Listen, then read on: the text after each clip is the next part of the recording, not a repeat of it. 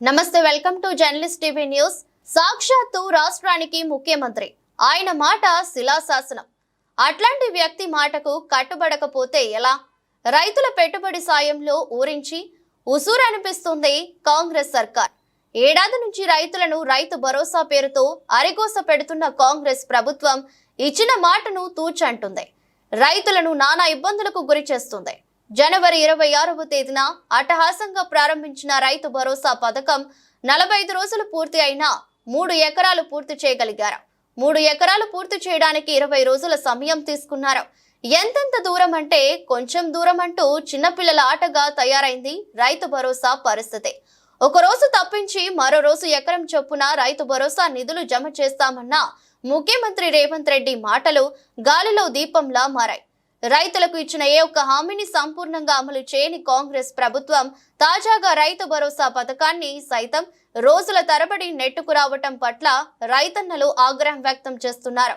రైతు భరోసాపై కాంగ్రెస్ సర్కారు మాటల గారడీలపై journalist TV CEO Mareddy Nagender Reddy విశ్లేషణ. ఆడవారి మాటలకు అద్దాలే వేరులే అనుకుంటాం, కానీ సాక్షాత్తు తెలంగాణ ముఖ్యమంత్రి రేవంత్ రెడ్డి మాటలు కూడా అద్దాలు పరమార్థాలు వేరే అనేది రైతులు స్పష్టంగా నమ్ముతున్నారు. ఎందుకంటే 26వ తేదీన ప్రారంభించిన రైతు భరోసా నిధుల జమ పథకం ఇప్పటికీ నత్త నడకన నడుస్తూనే ఉంది. నత్తకు నడక నేర్పిన సందంగానే తెలంగాణ రాష్ట్ర ప్రభుత్వం వ్యవహరిస్తుందని చెప్పవచ్చు. ఎందుకంటే ఒకరోజు తప్పించి మరొక రోజు ఎకరం చొప్పున నిధులు జమ చేస్తామంటూ సాక్షాత్తు ముఖ్యమంత్రి రేవంత్ రెడ్డి సభాముఖంగా వేలాది మంది ప్రజల సమక్షంలో లక్షలాది మంది రైతులు మీడియా ద్వారా చూస్తున్న సందర్భంలో జనవరి 26వ తేదీ నాడు ప్రకటించారు. రైతు భరోసా నిధులు రైతుల అకౌంట్లో జమ అవుతాయి, టిక్ టిక్ టిక్ టిక్ అంటూ మీ సెల్లోకి మెసేజ్ వస్తాయంటూ తేల్చి చెప్పేశారు. కానీ ఆ 26 నుంచి మళ్ళీ ఫిబ్రవరి 26, ప్రస్తుతం మళ్ళీ మార్చి 6వ తేదీ, అంటే సుమారు అటు ఇటుగా 40 రోజుల నుంచి కేవలం 3 ఎకరాలు 3 అడుగులు తప్ప మరో అడుగు ముందుకు పట్టడం లేదు. ఎట్టకేలకు 3 ఎకరాలకు నిధులు పూర్తి చేయడం ఈ రోజుతో పూర్తి చేశారని చెప్పవచ్చు. 3 ఎకరాల వరకు నిధులు జమ చేశామంటూ అధికారికంగా ప్రకటన విడుదల చేశారు. కానీ అది ఎంతవరకు వచ్చాయి అనేది ఆ 3 ఎకరాలు ఉన్న రైతులకు తేలే అవకాశం ఉంది. ఏదైతే మెసేజ్ రూపంలో వస్తా లేదా ఇతర రూపంలో బ్యాంకుల ద్వారా తీసుకుంటే 3 ఎకరాలు కనుక వచ్చుంటే 40 రోజుల వ్యవధిలో కేవలం 3 ఎకరాలు ఇచ్చారు. మిగిలిన ఏదైతే మార్చి 31 అన్న ముఖ్యమంత్రి మాట ఇంకొక 25 రోజులు ఈ రోజు కూడా తీసేస్తే కేవలం 25 రోజులు మాత్రమే ఉన్న నేపథ్యంలో 25 రోజుల్లో ఒక 5 హాలిడేస్ కనుక తీసేసి కేవలం 20 రోజుల్లో మిగిలిన రైతులకు రైతు బంధు రైతు భరోసా జమ చేయాల్సిన అవసరం కాంగ్రెస్ ప్రభుత్వం చేతిలో ఉంది. అసలు జమ అవుతాయా లేదా, జమ అవ్వటానికి లేదా జమ కాకపోవటానికి కారణాలు చెప్పే నాదులే లేడు.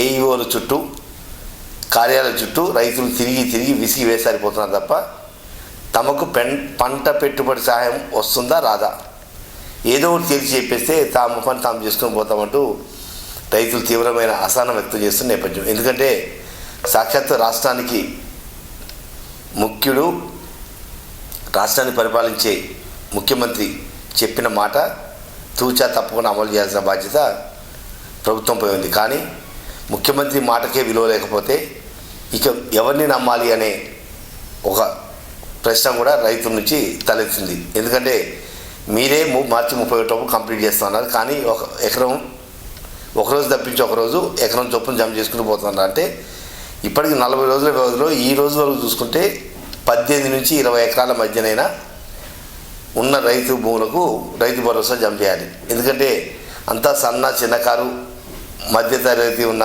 రైతులే కాబట్టి 5 నుంచి 10 ఎకరాల మధ్య ఉన్న రైతులే లక్షలాది మంది రైతులు ఉన్నారు. కానీ కేవలం గుంట, 2 గుంటలు, 5 గుంటలు, 3 గుంటలు ఉన్న వాళ్ళకి ఇంతమంది 50 లక్షల మంది రైతులకు రైతు భరోసా నిధులు జమ చేసామంటూ ప్రకటనలు గుప్పించారు తప్ప వాస్తవ అంశానికి మీరు చెప్పిన మాటకు పొంతం లేని పరిస్థితి. ఇలా కొనసాగితే పరిపాలన ఏ రకంగా నమ్మకం కలుగుతుంది ప్రజలకు? ఏదో ఒకటి పూర్తి స్థాయిలలో ఒక నిజమైన మాట చెప్పకుండా మాటలతోటి కోటలు కట్టి తీరా అమలుకు వచ్చే లోపల పూర్తి ఎవరికి వాళ్ళు వెనకడుగు వేస్తారు. సాక్షాత్ వ్యవసాయ శాఖ మంత్రి తుమ్మల నాగేశ్వరరావు కావచ్చు, డిప్యూటీ సీఎం మల్లుపట్టి విక్రమార్క కావచ్చు, ముఖ్యమంత్రి రేవంత్ రెడ్డి కావచ్చు, మరి ముగ్గురు ముఖ్యులే.